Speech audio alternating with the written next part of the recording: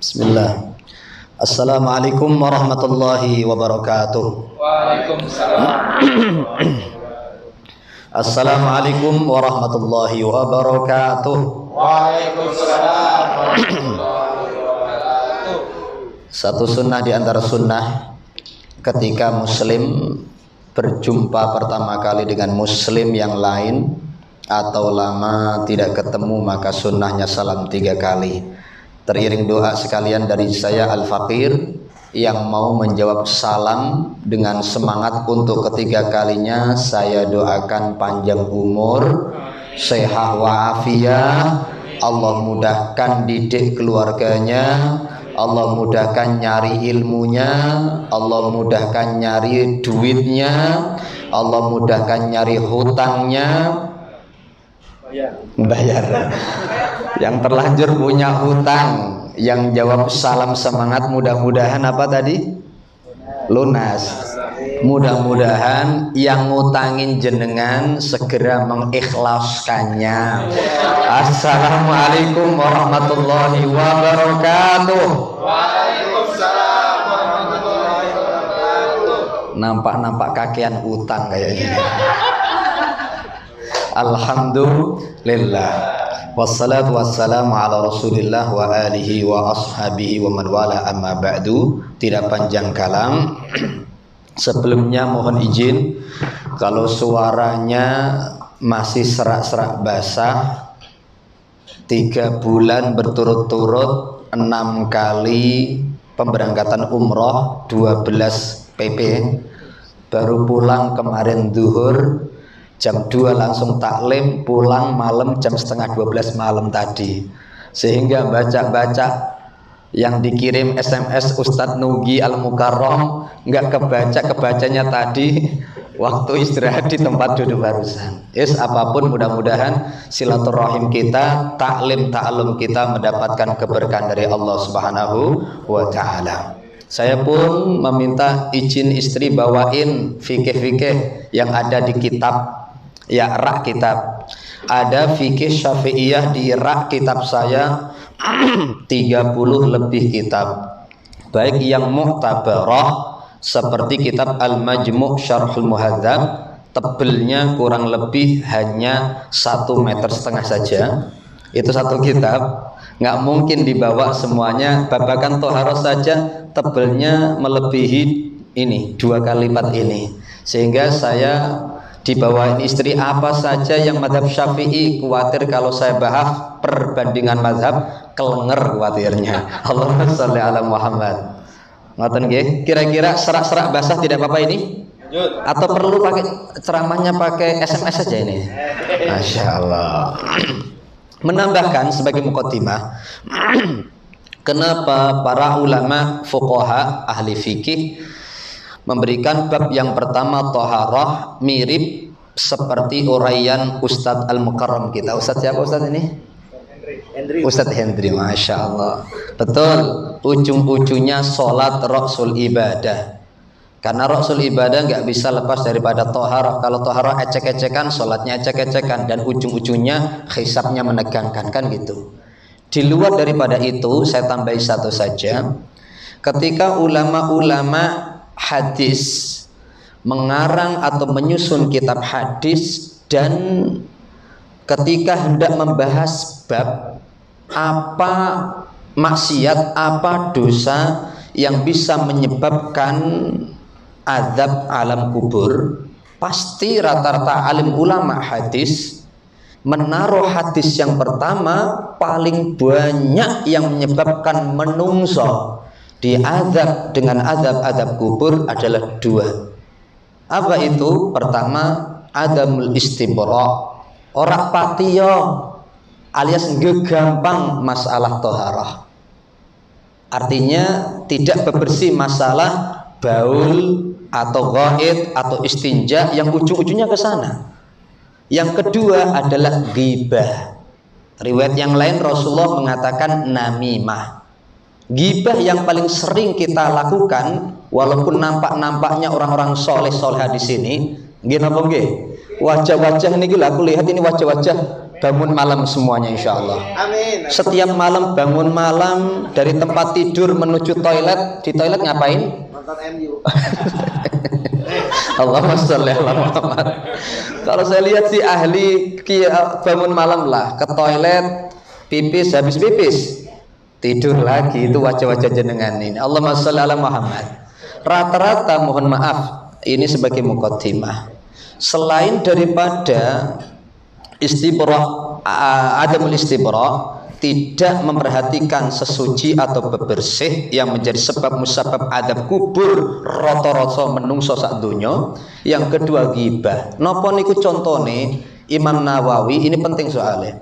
Imam Nawawi mengatakan status gitu, nulis umpamanya status atau pesan SMS, niatnya menasehati temannya, atau niatnya dibaca oleh suaminya, atau niatnya supaya dibaca istrinya, yang tidak biasa tausiah, tidak biasa ceramah, tiba-tiba tidak ada angin, tidak ada hujan, ngalap status. Kemudian statusnya sih baik, hadis, kemudian dibaca oleh media sosial sak donya, sehingga tahu oh keadaannya suami ini lagi error, istri ini lagi error. Jadilah gibah-gibah yang beranak pinak. Bisa dipahami?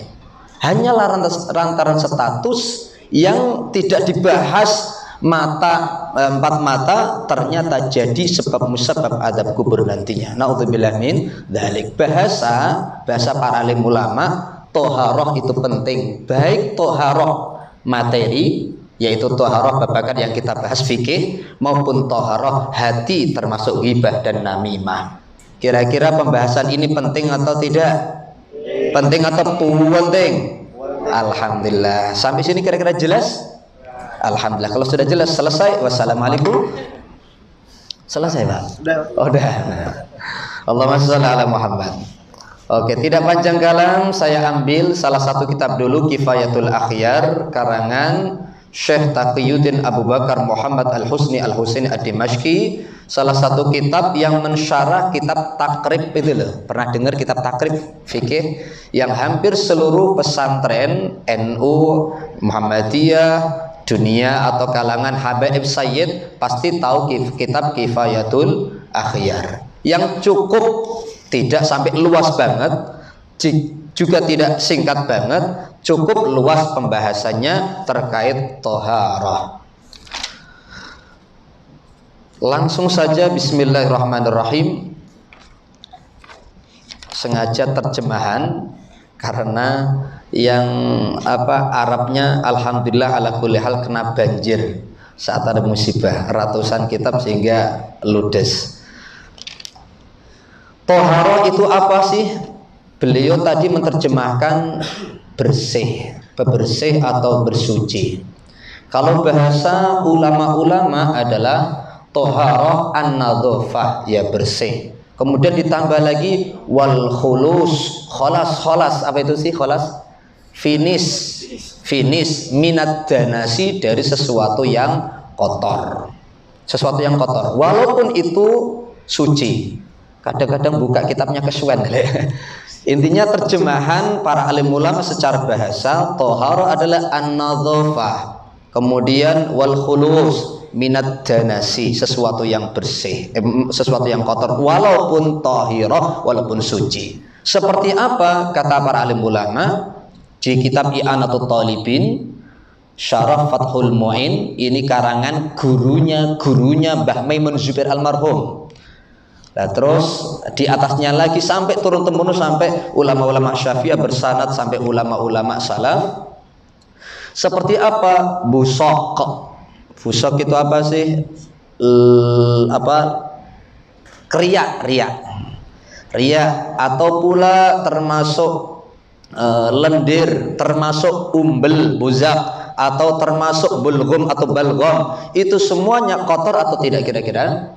Kotor. Dan kitab I'anatul Talibin ditambahi mani. Mani kira-kira suci atau najis? Suci menurut mayoritas alim ulama. Kita pakai suci sebagai mazhab Syafi'i, suci. Tapi kira-kira menurut jenengan kotor atau tidak? Kotor atau tidak kira menurut jenengan? kotor atau khabis, bahasanya menjijikkan. Rasa-rasanya ora ono ceritane Mas Nugi hampir keluar maninya, mohon maaf, ditaruh di telapak tangan, monggo yang mau ini, kira-kira ada nggak? Langsung kan gitu. Itu menjijikkan secara fitrah manusiawi, khabis atau danas. Oke, itu suci atau tidak tadi? Suci. Secara bahasa boleh nggak umpamanya nempel situ buat sholat? Boleh, tapi tetap itu kadang kalau dalam segi bahasa tetap perlu toharoh, disucikan, meskipun sah-sah saja gitu. Itu kalau dalam bahasa. Tapi kalau dalam syariat bermacam-macam definisi, diantaranya adalah dan kitab-kitab yang ada di depan saya, raf'ul man'i al-mutarattib 'alal hadasi wan najasi, yaitu mengangkat, menghilangkan sesuatu yang menghalangi, yang menjadi sebab musababnya dari apa sih? Najis maupun hadas. Itu toharoh secara syar'i. Paham ra paham, yang penting manggo-manggo. Setelah saya sampaikan secara singkat saja, ulama Syekh Abu Bakar Al-Husaini Al-Husni ini menjelaskan 7 air yang boleh untuk tahir mutahhir atau tahur, untuk bersuci dan mensucikan. Ini kan nanti kaitannya bisa menjawab pertanyaan-pertanyaan panjenengan. Sekilas tadi ada 3-4 sudah saya baca. Pertama apa? Nanti habis tausiah mohon izin Ustaz Nugi saya tanya di antara panjenengan, yang nggak bisa jawab push up 100 kali. Yang bisa jawab hadiahnya Mas insyaallah umroh dengan tabungan sendiri. Lanjut gak ini? Lanjut, awas salah paham ini. 7 air yang bisa untuk tahir mutahhir itu apa? Air langit. Apa air langit maksudnya? Air hujan. Dalil yang dipakai oleh para alim ulama air hujan itu apa? Al-Anfal ayat ke-11. Wa yunazzilu 'alaikum minas samaa'i ma'an liyutahhirakum bih. Dan Allah menurunkan di atas kalian dari langit air yang supaya kalian buat untuk bersuci. Nah, kemudian singkat cerita, singkat kalam saja. Yang kedua air laut. Air laut dalilnya apa? Jawaban Rasul Shallallahu Alaihi Wasallam terkait bangkai yang ada di lautan, huwa tahuru ma'uhu al-hillu maitatuhu. Itu air laut, airnya selalu tahur. Tahur itu istilah tahir mutahhir, suci plus bisa mensucikan. Juga al-hillu maitatuhu, bangkainya atau batangnya, bahasa Inggris itu the batang, itu juga halal. Itu dalil yang dipakai hadis sahih Ibnu Hibban, Ibnu Sakan, juga riwayat At-Tirmidzi. Yang ketiga, air sungai. Air sungai, hukum air sungai peranakannya atau turunannya dari dalil huwa tahuru ma'uhu al-hillu maitatuhu, atau sebagian alim ulama dalilnya juga air sumberan. Juga dalilnya air sumur, itu satu argumentasi. Air sungai, air sumur, air mata air, itu semuanya 1, 2, 3, 4 sampai 5. Dalilnya satu saja, contoh dari Sahal ibnu Sa'ad radhiyallahu anhu, Abu Sa'id al-Khudri maksud saya. Qalu, orang-orang para sahabat pernah bertanya, ya Rasulullah, ini dalil ya, dalil mana dibolehkannya suci dan bersuci dengan air sumur, air sumberan, air kali, sungai itu loh. Satu saja. Para sahabat pernah bertanya, ya Rasulullah, innaka sesungguhnya engkau tatawaddau wudu atau hendak wudu min bi'ri budo'ah, apakah benar engkau hendak berwudu dari sumur bido'ah atau budo'ah? Bapak ibu yang pernah umroh, mohon izin, pernah umroh, mungkin tidak semua leader atau pembimbing tahu seluk beluk sejarah secara luas. Panjenengan kan mungkin pernah diajak ke Saqifah Bani Sa'idah. Ya, ada taman dari sekitaran Masjid Nabawi, ya. Sampai kalau sebulan ini sudah dirombak, lagi direnov sebulan ini. Lah, tidak jauh daripada Saqifah Bani Sa'idah, tempat nongkrongnya sahabat-sahabat Ansor, kabilah Bani Sa'idah, itu ada gedung yang paling dekat Movenpick. Lah, pojok gedung Movenpick yang dekat dengan Bani Saqifah tadi, Saqifah Bani Sa'idah, mohon maaf, itu adalah bekas sumur Budo'ah atau Bido'ah. Sumur terbesar, sumur terluas yang terkenal di sekitaran Masjid Nabawi, punya siapa? Kabilah Bani Sa'idah, Saqifah Bani Sa'idah. Lah, itu punya sumur Budo'ah. Rasul ceritane diambilkan air, yang kebanyakan hadis adalah Rasul diambilkan air oleh para sahabat dari sumur itu zaman itu. Kemudian para sahabat ya protes, bener ya Rasul, engkau bener-bener akan wudhu dari sumur Budo'ah itu. Paham ya ceritanya? Kemudian wafiha, alasannya apa kok mereka bertanya atau protes? Wafiha, padahal di dalamnya atau pada sisinya mayunji an-nasa, apa-apa yang membuat istinjaknya manusia, wal mahayudi, alat-alat bekas headnya wong wedok perempuan itu pun banyak di situ, wal khobasi, begitu pula kotoran-kotoran yang lain. Riwayat yang lain dengan bahasa bahkan lahmul kalbi, daging kaleb itu apa sih? Anjing. Bahasa Inggrisnya the asu itu loh bahasa Inggrisnya. Allahumma sholli ala Muhammad. Ini guyu paham ya? Alah. Ngomong kira-kira nggak apa-apa pakai bahasa Inggris campur-campur gini? Boleh. Oh boleh ya. Lama di Amerika soal ini. Masya Allah. Bahkan di riwayat yang lain adalah daging anjing atau annatan, bi istilah juga al-khobas. Mosok panjenengan wudhu dari situ ya Rasulullah? Apa jawaban Rasul? Al-ma'u tahurun. Air dari sumur Budo'ah itu tetap tahur, suci dan mensucikan. Istilah tahir mutahhir. La yunajjisuhu syai'un, orang bisa dibuat najis oleh sesuatu apapun. Oke, kalau orang yang baru belajar bahasa Arab, mentang-mentang pinter bahasa Arab, umpamanya merasa pede dengan bahasa Arabnya, memahami secara tekstual. Oh, berarti selawas-lawase selama-lamanya air sumur itu nggak bisa najis, karena tekstualnya adalah air sumur itu tahurun la yunajjisu syai'un, tidak bisa dibuat najis oleh sesuatu. Ternyata tidak demikian. Di zaman Ibnu Mubarak, di zaman ulama tabi'in dan tabi'in, dua generasi ternyata sering kering itu sumur. Contohnya adalah cerita dari Fuqaib ibnu Sa'ad.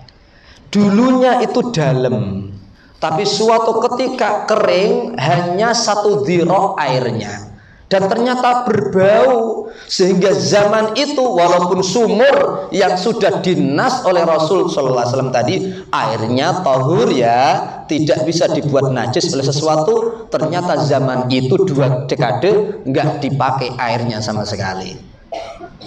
Paham maksud saya? Berarti sumur tetap bisa najis atau tidak? Bisa najis atau tidak? Bisa.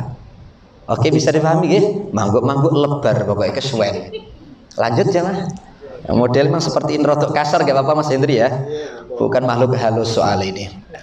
Kemudian air apa lagi selain air sungai, air sumur, air mata air? Dalilnya tadi air salju, juga air embun. Air salju dalilnya apa? Doanya Rasul Sallallahu Alaihi Wasallam yang kerap kali beliau baca ketika sebelum baca Al-Fatihah dalam sholat. Oke, Allahu Akbar. Kemudian baca apa sih?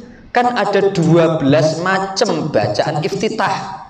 Saya ulang lagi, kurang lebih 12 macam. Sampai napal kabeh 12-nya itu?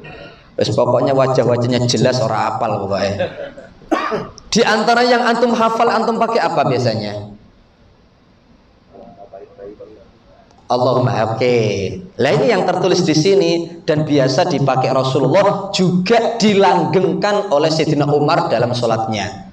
Allahu Akbar, umpamanya nggak pakai kabira walhamdulillah katsir wa subhanallah bukuta wa asila, itu yang didawamkan Sayyidina Ali, dan itu juga yang dipakai ulama Imam Syafi'i. Tapi kalau antum pengen versi yang lain, versinya saja Allahumma ba'id baini wa baina khotoyaya kama ba'atta bainal masyriqi wal maghrib. Kemudian apa lagi?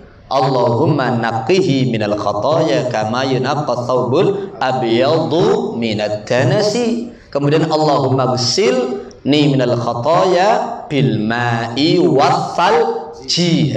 Ada salju. Oh, karena Rasulullah kok mengucapkan ada ikrar salju, berarti air salju juga bisa untuk bersuci.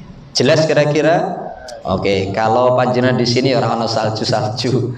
Kalau ke Turki, ini bulan mendekati Desember atau ke Taif akhir-akhir Desember biasanya ada salju. Allahumma sholli ala Muhammad.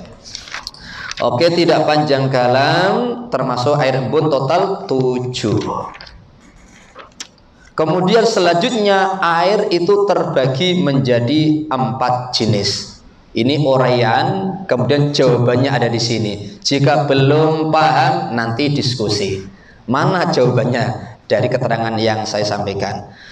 Selanjutnya air itu terbagi 4 jenis air, ya. Yang pertama adalah suci mensucikan, suci menyucikan serta tidak makruh. Itu disebut apa namanya? Air mutlaq. Pertama, tohir mutahhir ghair makruh adalah air mutlaq. Air mutlak itu apa? Air kan air. Lah mutlak itu bebas atau lepas. Disebut air mutlak manakala ada 3 definisi dalam kitab ini. Yang pertama, air yang bebas dari batasan-batasan atau sandaran-sandaran yang melekat. Sebagian alim ulama, pokoknya yo air pokoknya. Bukan seperti, mohon maaf, ini tadi air apa Ustadz? Lemon. Oh dingin ya? Coba aja dulu. Masya Allah, rasanya piye ya? Coba dulu deh, coba dulu. Masya Allah. Oke, Ustaz Hendri, silakan. Silakan Bunda, silakan dilihat, silakan. Bismillah. Alhamdulillah. Oke. Ini ada air memang asli, tanpa ada sandaran atau batasan yang melekat. Oke, ini air mutlak, udah air bebas dia, ori. Sedangkan ini sudah tidak ori, ada campuran. Apapun campurannya, najiskah? Apakah sama-sama tohir, sucikah? Lemon, kira-kira air lemon itu loh, najis atau tidak? Tidak, itu kan suci. Tapi kalau sudah dicampurkan, kemudian namanya saja sudah berubah, istilahnya sudah berubah, air lemon Ustadz itu, wedang lemon Ustadz, berarti ini air mutlak atau tidak? Bukan, karena sudah tidak bebas lagi, ada sesuatu sandaran, apalagi melekat umpamanya. Bisa dipahami? Berarti kalau yang ini air apa? Mutlak. Kalau ini air ghair mutlak. Bisa dipahami gak ini? Ini mentelengi saya medeni wong mbak ini. Paham gak kira-kira? Karena ini masih asli, masih ori, dan sebutannya memang air mutlak. Sedangkan ini, mohon maaf, air lemon, walaupun umpamanya 2 kula lebih, bahkan berbak-bak-bak, tapi istilahnya sudah tidak air mutlak, air lemon, bolehkah untuk berwudu? Bolehkah untuk mandi junub? Apakah ini sudah masih air mutlak atau sudah berubah? Berubah. Yang dianggap tahir dan mutahhir tadi air mutlak. Kalau di sini berarti bukan lagi air mutlak. Bisa dipahami? Oke, situ sudah bisa menjawab ya. Kalimat itu keterangan sedikit bisa menjawab mungkin sebagian pertanyaan panjenengan. Pokoknya paham ra paham yang penting pertama mangguk-mangguk kesuwen pokoknya. Oke. Kemudian definisi yang lain, air mutlak itu apa sih supaya jenengan urutan pertama yang bisa suci dan mensucikan, seluruh alim ulama rata-rata adalah air mutlak pertama. Yaitu definisi kedua, air yang tetap pada sifat aslinya atau awalnya. Awalnya piye yaiku pokoknya air mutlak. Yang ketiga, apa saja yang masih disebut air itu air mutlak. Itu definisi yang ketiga. Contoh lagi selain daripada ini di kitab ini. Contoh, mohon maaf, kalimat ada batasan-batasan, maksudnya lepas dari batas-batasan. Emang seperti apa ada batas-batasan? Tsumma ja'ala naslahu min sulalatin min ma'in mahin. Kemudian mereka diciptakan oleh Allah Subhanahu wa taala dari sulbi-sulbi atau turun-temurun terbuat dari ma'im mahin, air yang hina. Air yang hinanya dimaksud apa? Mani, sperm. Lah itu loh, karena sperma sendiri sudah istilahnya berbeda. Dalam Al-Quran bukan mak saja, tapi ma'im mahin. Bolehkah seseorang berwudu mandi jenabah dengan air mani? Boleh atau tidak? Tidak. Kenapa? Bukan air mutlak. Walaupun suci atau tidak? Suci. Malah dibayangkan lengket nanti. Allahumma sholli ala Muhammad. Emang ono sakba.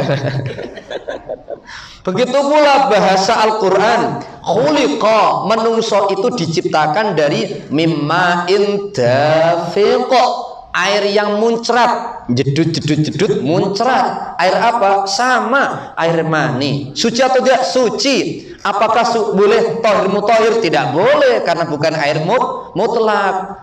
Istilahnya bukan air lagi, tapi air sperma, air yang hina, air yang apa? Betul tadi. Allahumma sholli ala Muhammad. Apa iku?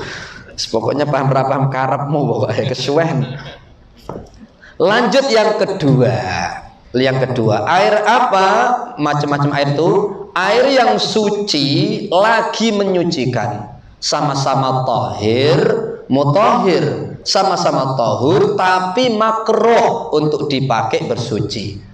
Kalau yang pertama tidak makruh sama sekali, tapi yang kedua makruh. Makruh itu apa sih dalam ilmu fikih artinya? Ayo yang bisa jawab hadiahnya umroh dengan tabungan sendiri. Ayo. Oke, apa itu Masya Allah? Sebaiknya tidak dilakukan. Kalau diamalkan tidak apa-apa, tapi kalau ditinggalkan dapat pahala lebih baik, ada pahala. Itu dalam ilmu fikih. Lah air suci mensucikan, tohir mutahhir, tapi makruh itu apa sih? Air musyammas, air yang dipanaskan atau terpanaskan sengaja atau tidak sengaja kena sebab syams, matahari. Oke, pembahasannya lebih lanjut bagaimana?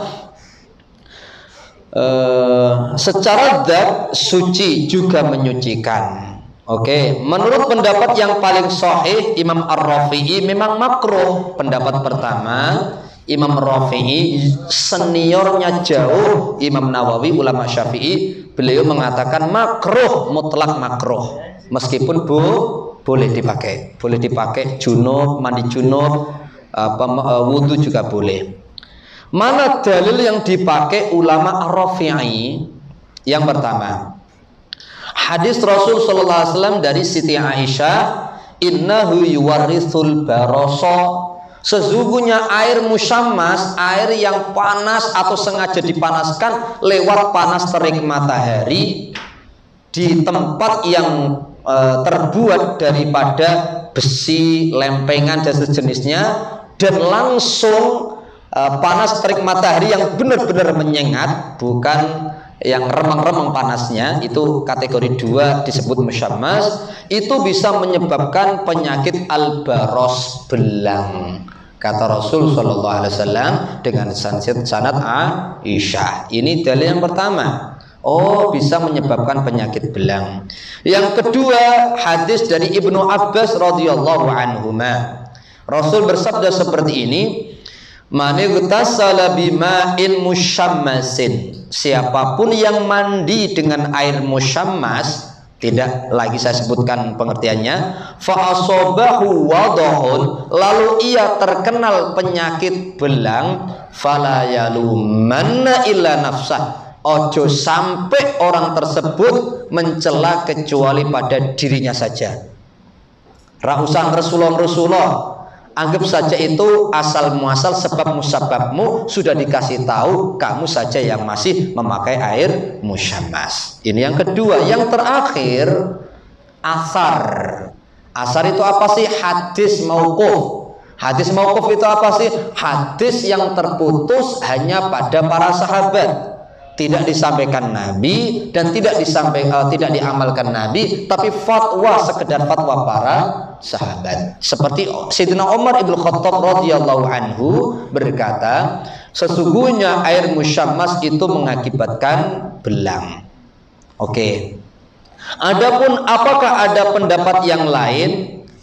Ada. Sebetulnya Imam An-Nawawi, saya langsung loncat saja, Imam Ar-Rafi'i mengkategorikan makruh air musyammas untuk dipakai bersuci, wudu maupun mandi janabah. Tapi Imam Nawawi mengatakan tidak makruh. Sama-sama ulama Syafi'iyah. Lah terus alasannya apa ulama Syafi'i An-Nawawi? Apa dalil Imam Nawawi? Kalau dalil Imam Ar-Rafi'i kan sudah 3. Imam Nawawi berkata hadis Siti Aisyah tadi disepakati palsu, minimal dhaif, lemah sekali. Paham nggih? Kenapa? Karena ada Ibrahim bin Muhammad bin Abu Yahya dianggap matruk oleh ulama-ulama hadis. Hadis Ibnu Abbas pun dianggap lemah, bahkan palsu, sama. Mentok-mentoknya yang dianggap valid adalah memang asar Umar bin Khattab. Memang Sayyidina Umar masih menurut banyak ahli hadis, betul Sayyidina Umar pernah mengatakan itu. Oh, berarti nampaknya tidak ada hadis yang sahih apalagi hasan untuk menjadi argumentasi makruh ya pakai air musyammas. Sehingga menurut Imam Nawawi tidak kategori makruh. Bisa dipahami? Kebetulan pengarang kitab ini beliau condong kepada Imam Ar-Rafi'i, sehingga air dibagi 4. Bagi Imam Nawawi air dibagi 3 saja, karena musyammas tidak kategori yang lain, masih kategori air mutlak. Bisa dipahami? Oke, mangguk-mangguk lebar. Kemudian barangkali manfaat. 2 syarat disebut air musyammas. Oh, tadi sudah saya sampaikan. Pertama, penjemurannya dilakukan dalam bejana yang dicetak dari timah, besi, tembaga. Kemudian yang kedua, penjemurannya terjadi di negara atau kota yang memang beriklim sangat panas. Lalu ada pertanyaan mungkin dari panjenengan, itu umpamanya ngikutin kitab Kifayatul Akhyar atau ngikutin Imam Ar-Rafi'i, senior ulama Syafi'i, pokoknya makruh. Makruhnya itu karena segi medis ataukah karena syariat? Maka para alim ulama yang berpendapat makruh syariat. Medis bilang apapun, pokoknya secara syariat ya memang makruh. Sehingga kategori karena terkait syariat, kalau sengaja niat meninggalkan air musyammas maka ada nilai pahalanya. Paham maksud saya di situ? Oke. Mungkin ada pertanyaan lagi, air di situ kan kategori musyammas, kena langsung panas terik matahari. Bejananya pun besi, tembaga, timah dan sejenisnya. Lah umpamane air itu kita rebus, Ustaz. Paham saya? Air itu rebus pakai kompor umpamane. Apakah kategori musyammas? Apa jawabannya kira-kira? Tidak. Definisi ulama-ulama memang 2 itu disebut musyammas, langsung dengan panas matahari. Apalagi kalau perlu saya sampaikan, dalam kitab Al-Hawi ulama Al-Mawardi, beliau menukil hadis yang sahih Sayyidina Umar ibnul Khattab radhiyallahu anhu kana yusakhinu lahul ma, pernah diberi air rebusan panas, hot, bukan karena panas matahari loh ya, sengaja dipanaskan. Kalau sekarang mungkin pakai kompor, diserahkan kepada Sayyidina Umar. Kemudian Sayyidina Umar kira-kiranya cukup untuk bisa betah untuk wudhu, fayasta'miluhu fil wudhu. Kemudian Sayyidina Umar memakai dalam hal wudhu. Ya tentu orang panas banget meliciti orang. Pokoknya cukup untuk bisa berbuat wudhu. Kemudian wassahabatu ya'maluna dzalik. Begitu pula para sahabat itu melakukan hal yang sama. Wala yungkirunahu, dan para sahabat tidak ada yang mengingkari wudhunya Sayyidina Umar bin Khattab dari air bekas tadi yusakhon yang dipanaskan. Jelas jemaah? Imam Asy-Syafi'i dalam kitab dalam kitab Al-Hawi juga jilid 1 halaman 39 berkata seperti ini. Kullu ma'in fi bahrin 'adbin aw malih, semua air yang ada di lautan, apakah lautan tersebut tawar ataukah asin, atau bi'rin, atau air sumber bi'rin, sumur, au samain, atau air hujan langit, au bardin, air embun, au saljin, atau air salju, namun musakhanin, dipanaskan, au ghairu musakhanin, atau tidak dipanaskan direbus tadi, statusnya sawa podo wae. Wat tathiru wat tatahuru bihi jaiz, bersuci dan mensucikan dengan air-air tersebut musakhon maupun ghairu musakhon adalah statusnya boleh. Jelas? Oke, mangguk-mangguk lebar. Kemudian yang ketiga, air yang suci tapi ngemeng-ngemeng sampai jam berapa saat ini? Setengah 10. Katanya jam 12 tadi kayaknya. Oke, yang ketiga, air suci statusnya tapi tidak bisa mensucikan. Air apa itu? Kategorinya pertama mustakmal. Kategori mustakmal itu bagaimana sih? Mohon maaf, mungkin saya bacakan dari kitab ini, kitab I'anatul Talibin yang biasa sering disebut Ustadz Abdus Somad, sering menyebut kitab I'anatul Talibin. Halaman 65 jilid yang pertama, ada 5 jilid ceritanya. Ini karangan ulama Nusantara, ulama Indonesia, mengarang 5 jilid, 1 jilid tebelnya seperti ini. Jenengan sudah mengarang apa? Alhamdulillah, mengarang status Ustaz. Masya Allah, itu kita ini, kita. Aduh, jangan nyindir Ustaz. Enggak nyindir, saya mengepaskan saja. Yang pertama, syarat disebut istiqmal itu manakala qillatul ma, airnya sedikit, kurang dari 2 kula, itu dianggap sedikit. Lah 2 kula sendiri, kategori 2 kula itu kalau diukur dengan sentimeter, pokoknya volume air persegi lebar, panjang, kedalaman atau tinggi pokoknya 60 cm. Atau ulama yang lain Syafi'iyah mengkategorikan 1/4 dirok. Dirok itu ini sama ini, tapi bukan dirok saya. Kalau dirok saya cuwili, tapi diroknya di zaman Nabi Shallallahu Alaihi Wasallam tentu dawa alias panjang. Saya masih ingat beberapa kali di lift ketemu orang Irak, ketemu orang-orang Saudi yang kebetulan jerangkong tinggi-tinggi. Saya seudele, mereka tertawa-tawa ngomong nyindir-nyindir kecilnya saya atau pendeknya saya. Mereka nggak tahu kalau saya paham bahasa Arab. Akhirnya saya ngelirik, "Madza taqulu ya Arabi?" Anta Arabi? Kamu bisa bahasa Arab? Ya, anak Arabi, aku orang Arab atau keturunan orang Arab. Memang dari ibu saya Yamani. Atau aku bisa bahasa Arab. Antum Arab Arabati genah, aku bilang gitu. Kalian yang Arab Arabati genah pokoknya. Dan panjang kalam. Artinya sekali lagi 1/4 dirok atau mendekati setengah dirok jika dalam kitab-kitab Syafi'iyah itu maksudnya dirok di zaman Nabi Muhammad Sallallahu Alaihi Wasallam. jika paling tidak mungkin bisa 2 kali lipat, 1 diroknya zaman Nabi bisa 2 kali lipat dirok saya. Jika alim ulama Syafi'iyah mengkategorikan sudah kategori 2 kullah manakala lebar, panjang, kedalaman atau tinggi itu 1/4 dirok, ya mungkin memang seperti ini. Atau kurang lebih seperti ini. Ini ukuran 1/4 atau setengah dirok. Bisa dipahami Mas saya? Wallahu alam. Kalau senti ya 60 cm. Oke, yang pertama qillatul ma. Yang kedua sudah digunakan fima la budda minhu. Sudah digunakan untuk sesuci yang sifatnya la budda minhu, wajib, fardu. Ini penting. Contoh, Rasulullah SAW memakai wudhu pakai air segini, itu kira-kira bisa atau tidak? Bisa. Rasulullah kayak seperti ini. Yang wajib itu kan basuhan yang pertama. Adapun basuhan yang kedua dalam wudhu wajib atau sunnah? Sunnah. Ingat kalimat para alim ulama kitab ini atau kitab yang lainnya, ini karangan Syekh Nawawi Al-Bantani. Pokoknya sudah digunakan untuk la budda minhu, sesuatu yang memang sudah diniati bersuci dan suci itu wajib.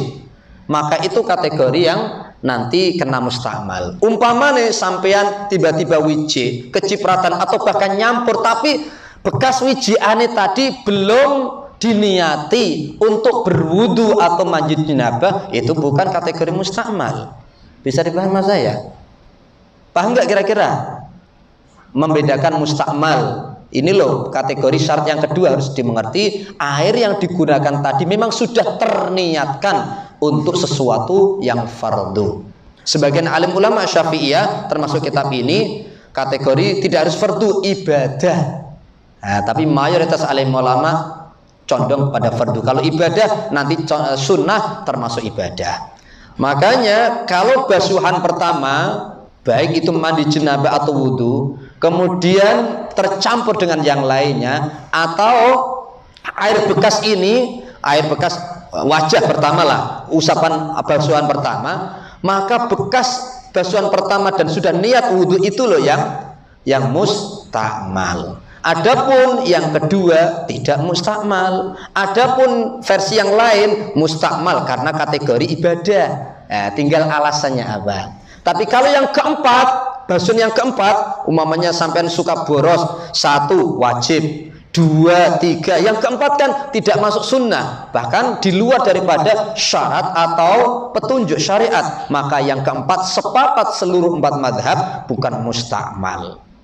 Bisa dipahami? Maupun niat awalnya adalah wudhu. Termasuk kategori mayoritas alim ulama, mandi yang kedua bukan mandi wajib umpamanya, atau wudhu yang kedua tajdidul wudhu, bekas wudhu yang kedua ini tetap boleh dipakai wudhu lagi karena bukan mustakmal. Bisa dipahami? Menurut mazhab ulama karena bukan fardu, tapi sebagian alim ulama karena sama-sama ibadah ya sudah mustakmal. Kategori alasannya sudah berbeda. Kemudian jam 9 kurang 1 menit. Lanjut atau cukup Ustaz? Oke, yang terakhir saja.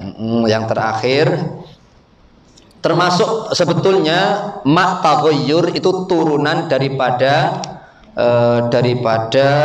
air yang suci dan tidak mensucikan. Air yang berubah tapi tidak sampai najis seperti air ini sudah mutaghayyir, bukan lagi mutlak dan tidak musyammat. Ini juga tidak boleh dibuat wudu atau manjid janabah. Tapi boleh nggak untuk pakaian menghilangkan najis? Boleh, karena memang toharo itu kan menjadi 2. Saya ulangi, toharo itu ada 2 macam. Toharo ainiyah, membuang materi najisnya, itu masih boleh. Air seperti ini membuat air lemon untuk membuang najis yang nempel pada badan, boleh atau tidak? Boleh. Mensucikan atau membersihkan pakaian yang kena najis, boleh atau tidak? Boleh. Tapi apakah boleh untuk yang toharah hukmiyah syar'iyah, yang untuk babakannya nanti buat sholat, buat ibadah yang lain? Tidak boleh. Bisa dipahami? meskipun tahir, mangkuk-mangkuk lebat. Yang keempat, yang terakhir adalah ma'un najasin atau najisin, air yang najis, yang benar-benar najisnya air, ataukah yang tadinya air mutlak kecampuran dengan najis lalu berubah di antara tiga hal. Apa itu tiga hal? Ta'am, rasane. Umpamane gelas ini tadinya ma'ul mutlak, boleh bersuci dengan ini, tapi tiba-tiba ada telek, kemudian rasanya minum sudah rasanya telek kucing atau telek ayam, berarti sudah najis atau tidak? Najis. Atau mungkin rasanya berubah tapi ambune mabut telek, najis. Atau mungkin warnane kok bulutek dia, padahal ora ono mambune, nggak ada pula rasane tapi warnane sudah warna telek, najis atau tidak? Najis. Bisa dipahami? Barakallahu fiikum ajma'in. Silahkan Ustaz Hedri. Kalau ada pertanyaan silahkan, mudah-mudahan tidak ada. Kalau ada beliau yang menjawabnya insyaallah. Terima kasih Ustaz atas pemaparannya. Ini baru pemaparan awal banget Ustaz, kulitnya aja, dan itu baru berhal dengan air, belum kan? Iya betul, casing. Air-airnya seperti itu. Mau betul, masih jauh itu, masih jauh. Baik, teman-teman ada langsung yang mau ditanyakan kepada Ustaz, silakan. Allahumma shalli ala Muhammad. Dan sebelumnya mungkin ini ada pertanyaan Ustaz, apa bedanya hadas dengan najis? Oke. Hadas itu kategori sesuatu yang toharoh maknawiyah, sedangkan najis masuk kategori toharoh maddiyah atau toharoh hissiyah. Najis sesuatu kotoran yang bisa menghalangi sholat kita, ibadah kita, hukum syariah, dan memang terlihat mata. Sedangkan hadas tidak terlihat oleh mata. Makanya ketika membahas kategori toharoh itu ada dua macam. Yang pertama hissiyah, diterjemahkan oleh ulama ini Syekh Abu Bakar Ad-Dimyati Sato dengan kalimat ma la yatajawazu mahalla hululi maujibihi. Toharoh hissiyah, toharoh najis yang terkait najis hanya sekedar pada tempat yang kena najisnya saja.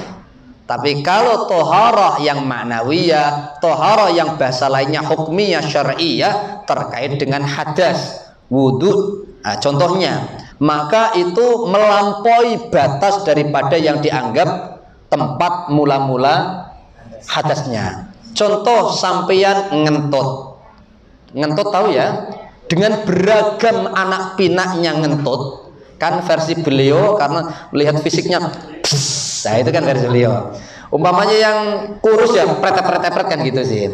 Tapi apakah, mohon maaf, jika yakin tidak ada najis yang keluar, itu hadas, apakah lantas cara wudhunya, cara toharohnya, kemudian bagian belakang? Tentu tidak. Ternyata yang dibasuh, yang diusap adalah bagian wajah, tangan, dan anggota-anggota wudhu yang lain. Bisa dipahami? Oke, barakallah. Mangkuk-mangkuk lebar pokoknya. Oke, cukup. Ada yang lain? Fadhal. Silakan Pak.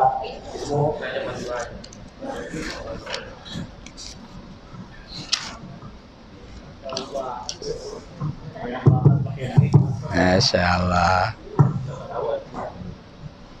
Assalamualaikum warahmatullahi wabarakatuh. Waalaikumsalam warahmatullahi wabarakatuh. Ini kalau tentang air itu kan banyak ya Ustaz. Nggih.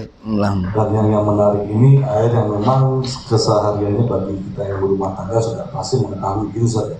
Yang kita tahu itu kan yang pertama Ustaz ada namanya air mani, air manzi, dan mungkin yang tidak berhubungan ada namanya air wadi gitu ya Ustaz.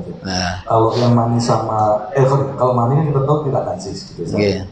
Kalau mazi dan wadi itu najis ringan. Nah, pemberlakuannya begitu Ustaz. Kalau kita sepakati kalau sama-sama itu kan bisa dibersihkan langsung dengan air gitu ya. Atau kalau misalnya dia kering bisa dikering. Nah, kalau untuk yang mazi dan wadi gitu ya Ustaz, apakah kalau misalnya terkena pakaian bisa dibersihkan dengan air mani atau ada suatu perlakuan khusus sendiri? Gitu sih Ustaz. Terima kasih. Ini nampaknya masuk di bab pembagian najis jadinya, dan masuk bab bagaimana mensucikan najis. Pembagian najis secara umum para alim ulama mughalladhah, mukhaffafah, mutawassithah. Adapun yang beliau bahas, yang beliau pertanyakan adalah masuk mutawassithah. Mughalladhah seperti contoh kena anjing atau babi atau sejenisnya atau peranakannya, keturunannya. Adapun yang mukhaffafah adalah air, contohnya pipis bayi laki-laki yang belum dahar apapun selama kurun maksimal 2 tahun masih pada ASI dan ASI, mukhaffafah. Selainnya masuk mutawassithah, apapun bentuk najis secara umum selain yang tadi dimasukkan mutawassithah, contoh madhi dan wadi. Oke, beliau menyampaikan mani suci, tapi kalau perbandingan madhab mayoritas alim ulama, sebagian alim ulama Malikiyah menganggap najis. Oke ya, kita ngikutin ulama, mayoritas alim ulama termasuk ulama Syafi'i, madhab Syafi'i, mani adalah suci. Terbukti bagaimana, mohon maaf, nyuwun sewu, nyuwun 2000, 3000, Siti Aisyah radhiyallahu anha pernah menemukan salah satu izar, sarung bawahan Rasul sallallahu alaihi wasallam terkena mani. Ternyata sudah kering, hanya dikerek-kerek saja, kemudian dipakai untuk sholat oleh Rasulullah SAW. Cerita dari Siti Aisyah, bisa dipahami ya? Itu dalil yang paling kuat bahwa mani hukumnya suci. Bagaimana kalau najis, wadi, madhi, ngemeng-ngemeng? Ada nggak yang bisa membedakan wadi itu bagaimana, madhi itu yang bagaimana? Ayo. Ada yang bisa memberikan definisi? Ayo nanya. Oh contohnya. Oh gitu, ada dirangsang dulu, Bo. Ini ngeles saja ini. Oke. Namanya juga mani, yang keluarnya tadi hina dan muncrat, ada sedat-sedatnya, nyedut-nyedutnya. Sedangkan yang tidak pakai jedut-jedut, paham ya, jedut-jedut ya, yang muqaddimahnya itu namanya madhi, sama-sama mani sama madhi. Madhi yang encer, yang putih, bening, yang tidak butek, baik laki-laki maupun perempuan, yang biasa rangsangan atau muqaddimah. Jenengan masih ingat Mas ya? Oh masih ingat, tiap malam kok orang masih ingat. Apal belilah. Allahumma sholli ala Muhammad. Itu disebut apa namanya? Madhi. Kalau panjenengan tadi menyebutkan yang tidak ada pendamping, yang belum berumah tangga, tidak, bujangan maupun single, laki maupun perempuan, bisa nggak keluar madhi? Bisa. Contoh apa gitu?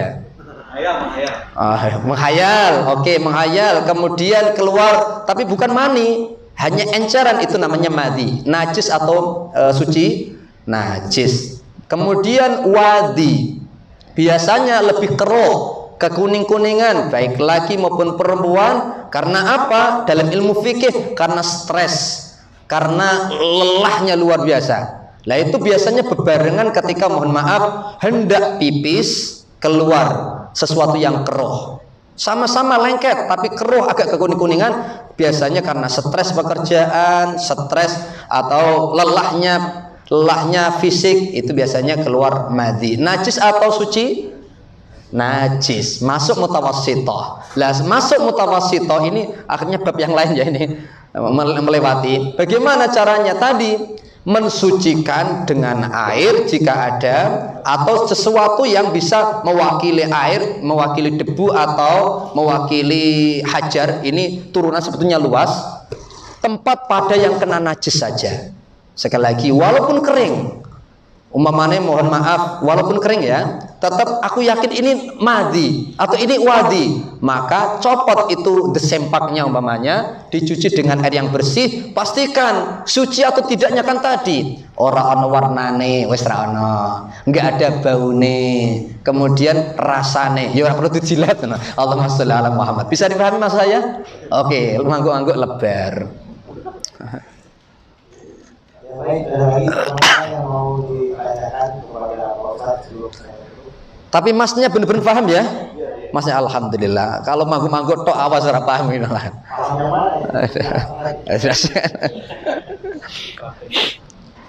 Allah. Ya, silakan Mas. Terus, Allah masalah. ini Ustaz, terkait bersuci di toilet laki-laki itu kan ada kloset yang berdiri ya Ustaz. Oh iya. Nah, itu saya perhatikan aliran airnya itu Ustaz, dia kan keluar dari ada yang nongol gitu ya Ustaz, yang buat keluar air, buat ceboknya. Iya. Di atasnya itu ada saluran ke satu kotak yang saya tanya sama OB itu sabun Ustaz, ternyata. Jadi sabun itu ngalir ke tengah-tengah kemudian ke bawah. Jadi kalau saya mengasumsikan ini air tercampur sabun baru jatuh anggota badan kita yang kita sucikan.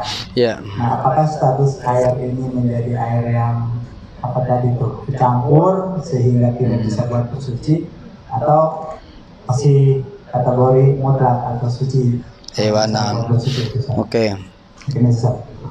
Kalau memang yakin loh ya, sekali lagi, kenapa harus nanya seperti Ustadz? Fikih itu tidak bisa lepas daripada yang namanya yakin dan dzon. Jenengan kira-kira lebih yakin mana, atau benar-benar yakin ini sudah kecampuran sabun umpamanya, bahkan sudah muntuk umpamanya. Kalau beda, nggak ada muntuknya atau mungkin hanya wanginya, lah ini remeng-remeng lah, itu hanya dzon. Umumnya sampai yakin, bahkan meyakin itu air mutlak atau tidak itu? Pertanyaan saya. Sudah tidak, karena sudah mutaghayyir, yakin sudah berubah ini dan itunya tadi sudah. Kemudian untuk membuang najis, toharoh, tapi toharoh yang masuk hissiyah atau ainiyah materi, buang najisnya, bersihin anumu dari najis, itu masih bisa atau tidak? Masih bisa. Tapi untuk yang hukmiyah syar'iyah, untuk kaitannya wudu, mandi jenabah, boleh atau tidak? Tidak boleh jika memang sudah yakin itu memang mutaghayyir, ini sudah air sabun, istilahnya sudah air sabun, bukan air mutlak, air sabun ini. Bisa dipahami? Oke, paham maksud saya? Apalagi mohon maaf. Nah, mungkin. Tapi tidak sekedar mensucikan antum dari najis itu sah. Ustaz Nugi, paham ya? Mensucikan dari najis itu sah. Membersihkan dari najis sah. Tapi untuk yang membersihkan hadas itu tidak bisa. Oh, tadi loh ada hissiyah, kembali ke sana. Makanya apalagi mohon maaf, sebagian ulama Syafi'iyah dan ulama Hanabilah, mayoritas ulama Hambali itu BAB maupun pipis itu bisa bersuci atau berbersih dengan apapun yang bisa menjadi badal hajar. Hajar itu apa ya? Watu. Umpamanya panjenengan ora ana watu, nggak ada air jelas, maka batu kan gitu, bisa untuk istinja depan maupun belakang. Umpamanya ora nemu watu, entah di pesawat entah di mana saja, adanya tisu. Ulama Syafi'iyah itu boleh, sebagian alim ulama Syafi'iyah boleh. Ulama Hanabilah, Hambali apalagi boleh. Bisa dipahami? Boleh. Sesuatu yang kesat tapi nggak kasar-kasar amat, malah blonteng-blonteng waternya nanti. Itu boleh-boleh saja. Bahkan umpamanya, saya masih ingat, umpamanya ora ono babar belas, anane wesi atau anane apapun yang kira-kira kasar. Makanya ada istilah Pak supir itu kan pipisnya obat tabit. Saat pipisnya obat tabit, saat istinja ono wesi di obat tabit no. Jika memang wesi itu ora panas, ora mandorot dan bersih, maka itu cukup menjadi ganti daripada batu. Jika memang tidak nemu batu babar belas, bisa dipahami? Godong pun boleh. Nah, paham ra paham karep membawa kesuwen. Lanjut Ustaz. Jelas nggih? Mana yang bisa sesuci dari najis dan hadas itu harus bedain.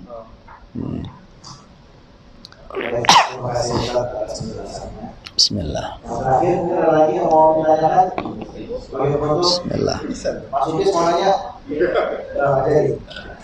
Baik, sebelum kita tutup, mungkin bisa dipimpin Ustaz untuk doa bersama Ustaz. Ya Allah. Doakan yang baik-baik kita semua. Amin ya Rabb.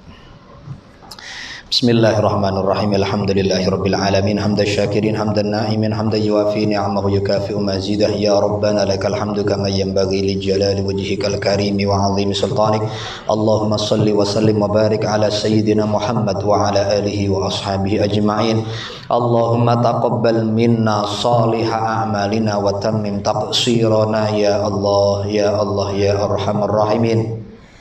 Allahumma ya Ghaffar, ighfir lana dzunubana, ampunkanlah dosa-dosa kami, ampunkanlah dosa orang tua kami, muliakan orang tua kami ya Allah, angkatlah derajat kedua orang tua kami, rahmati dan bahagiakan kedua orang tua kami kama rabbauna shighara. Catatkanlah nama kedua orang tua kami, mertua kami termasuk ahli surga firdausmu ya Allah ya Rahman ya Rahim.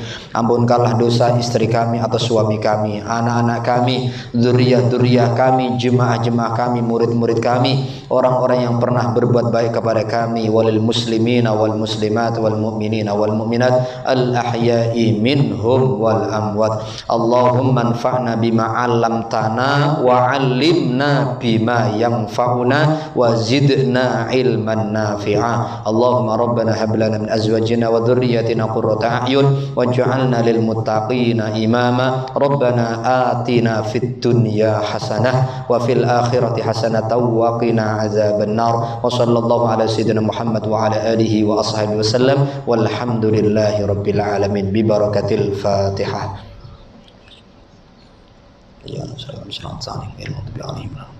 Dari saya, subhanakallahumma wa bihamdika asyhadu an la ilaha illa anta astaghfiruka wa atubu ilaik. Wassalamualaikum warahmatullahi wabarakatuh. Wa iyyak. Waktu dan ilmunya pada pagi hari ini semoga mendatangkan keberkahan kepada kita. Baik, kita cukupkan pada pagi hari ini dengan membaca doa kafaratul majlis. Subhanallahumma bihamdika asyhadu an la ilaha illa anta astaghfiruka wa atubu ilaik. Assalamualaikum warahmatullahi wabarakatuh. Waalaikumsalam warahmatullahi wabarakatuh. Kalau air kolam renang itu kan udah campur kapur, itu mutlak apa enggak tuh airnya? Anjir. Kan berasa banget nih kapur Oke. itu. Padahal airnya banyak pun.